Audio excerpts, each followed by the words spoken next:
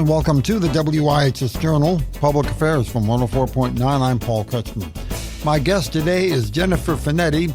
She is the head of ScholarshipOwl.com, an organization that assists students with finding scholarships to help pay for their college education, as opposed to taking out high levels of student loan debt. We are the leading scholarship platform available, and we're really proud. We have winners every single week, and we're really excited to be able to help students avoid applying for loans and instead getting scholarships.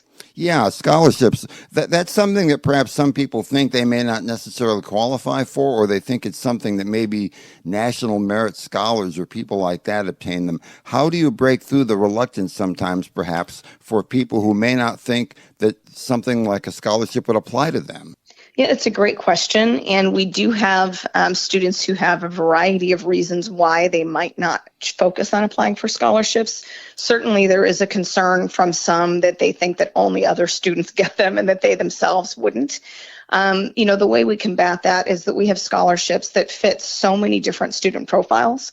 No matter what your academic background, we have tons and tons of scholarships that are not looking for GPA information. They're not looking to find out family income. So, there are a lot of students who feel like, unless I'm really low income, I can't possibly qualify. That's simply not true. Our focus is not on need-based scholarships. It's on merit scholarships. But again, it's not really GPA based. So, we have scholarships that have different themes. Maybe it's about writing an essay talking about your academic and career goals. Or maybe it's that they want you to do a social media post about a cause you care about. Or maybe it's about taking a picture of a piece of artwork you've created. So we're really tapping into different kinds of things that will motivate students to apply for scholarships. And, we really want to make sure that there are scholarships for everyone, no matter what their situation. Quite some time ago, I saw a list of possible scholarships just for one school, and it seemed like a lot of them had to do with affinity. Someone was related to someone, or someone was going to be going into a field of practice after graduation, and there were scholarships in places where people might not expect to have that kind of, let's say, an affinity connection to a source like that.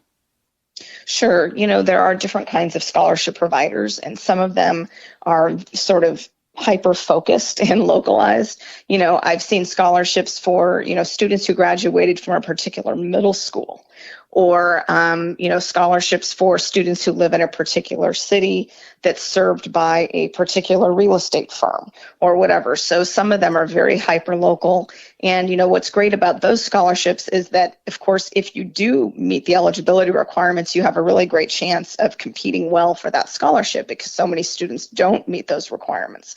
On the other hand, there are scholarships that are much more broad. They'll consider anyone from any major, just someone who has an interest in a particular topic. So it really does vary.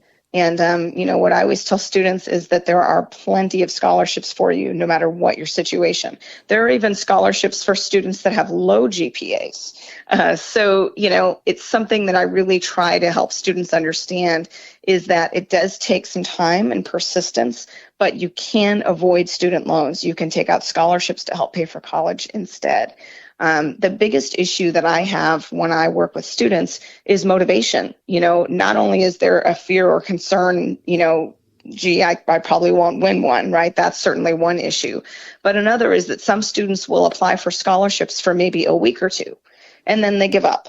And, that's just not going to work. When it comes to scholarships, you have to be consistent about it and really integrate it into your life. You need to apply to a certain number of scholarships every month and do that consistently. And what's great about that is not only, of course, by getting more applications out there will you naturally increase your odds, but like anything else, practice makes perfect. So the more scholarships you apply for, the better you get at applying for scholarships. So you can repurpose essays you've written for previous scholarships and make minor edits and submit them for new scholarships.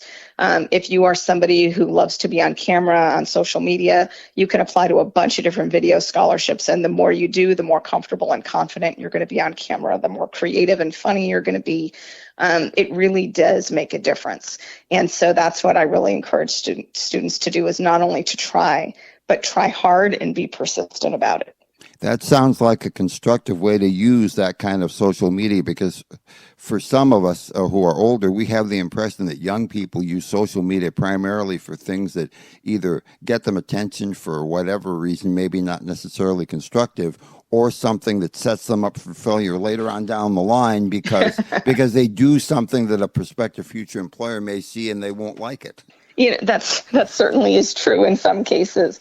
I know of one student who won 3 different social media scholarships through our Scholarship Hall platform. She was just really good. She was great at presenting herself on camera. She always made sure that she sounded confident, that she was well lit. She looked professional.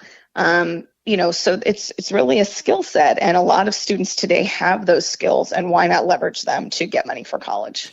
Some of the points that you're making just in the last minute or two sound like it very much on a beeline to being as professional as possible and considering it a type of job or a type of work for a period of time.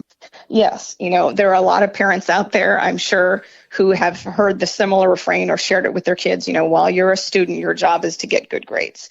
And that's true. But your job is also to help figure out how to contribute to the cost of your own education. And that comes with not only focusing and applying for scholarships, but it's also, of course, about getting a part-time job during the school year, full-time job during the summer, and really contributing to the financial cost of college.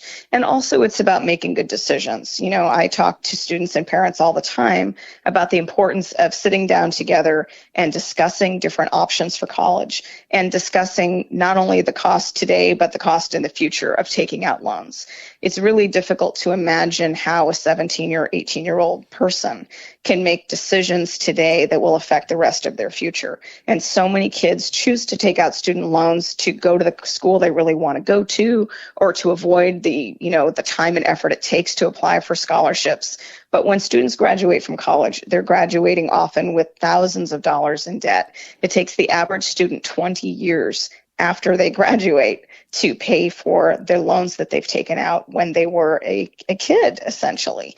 And so what happens is there's a lot of studies out there that show that students who graduate with that kind of debt, first of all, they often can't move out on their own right away. They usually move back in with their parents while they try to figure things out and while they're looking for their job, when they first graduate. And then they stick around in their parents' home longer because they realize they can't afford rent plus their student loans. They delay getting a car or getting a better car. They delay getting married. They delay having children. They delay saving for their children's education, and they delay saving for their own retirement.